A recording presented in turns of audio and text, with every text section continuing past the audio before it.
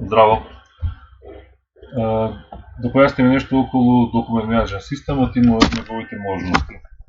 Документ менеджмент систем е електронски концепт на работење, современ начин на работење кој што им помага на компаниите и сите други типови на организации, да ги кажеме, кои што ќе им олесни процесот на работење.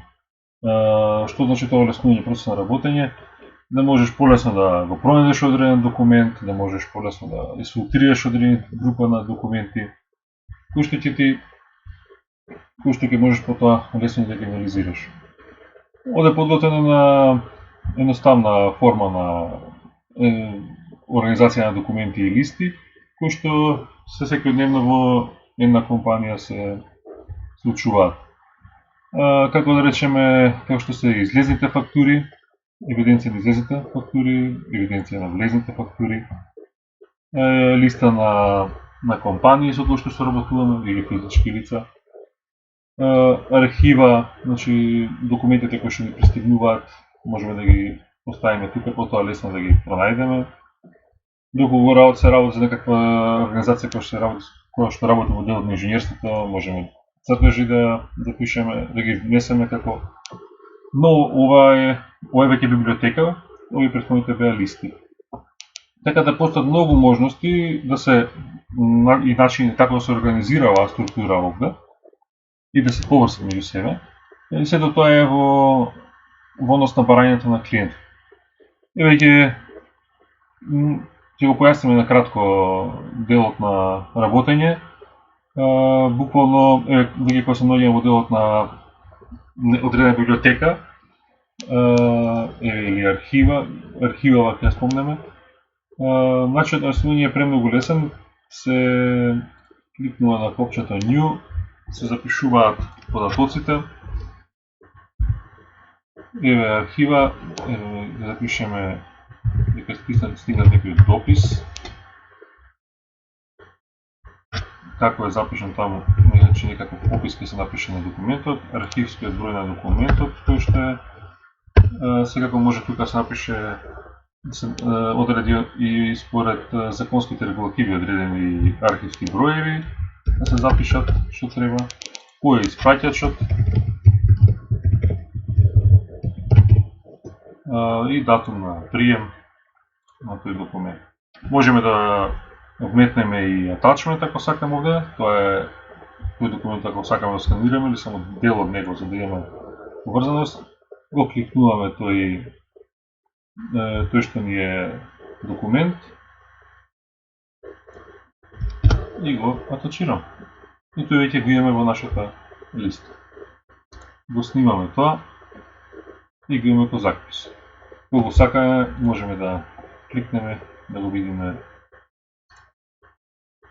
тоа што сме го атачирале или записите кои што ни се напишани. Можеме да експортираме во Excel, доколку сите овие записи да ги имаме напишани.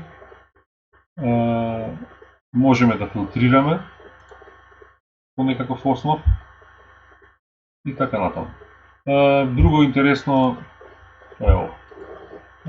Друго интересно што сето ова, целата организација работи на едно место, сите што имаат пристап, дозволен пристап, ќе се логираат и го користат овој систем, софтвер, кој што е клауд и може да се пристапи до него од било каде. Еве ќе ги покажеме моментот на влезни фактури или излезни сеедно. Влезни фактури, евиденција на влезни фактури, запишуваме опис рад за заварување. Сме купиле. Бројот на фактурата е даден број. Примена ми е денеска од компанија. Сега која е идејата овде? Овде имаме листа на компании и оваа листа овде се повикува на листата од компании, така да тоа ќе ни го лесни начинот за секојаш да има унифициран начин на внесување. И ќе запишеме компанија 1, фактурата ни е 10.000 денари, ќе речеме, и таа не е платена се уште. Можеме да вметнеме таа фактура овде да речеме ова е фактурата и не снимаме. Таа ни е означена со црвено и многу полесно за препознавање. Можеме да филтрираме, сакам да ги видам, еве ќе започнем уште една фактура. Например, нека да спомнеме за боца. Број на фактура некоја, датум, еве исто денеска не дошла таа фактура од компанија 2, може да не се едно, и таа ни е 15.000 денара. Таа ни е, да речеме, платена. Поставиме attachment можеме овде и го снимаме.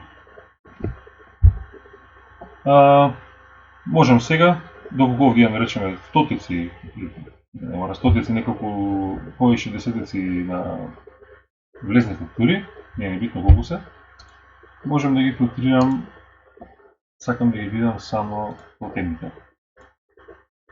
Или пак сакам да ги видам само неплатените фактури. Автоматски веќе знам кој ми е рокот на плаќање и можем да постапам лесно. Така да, ова е само еден пример и има многу можности на организација во однос на потребите на клиентите.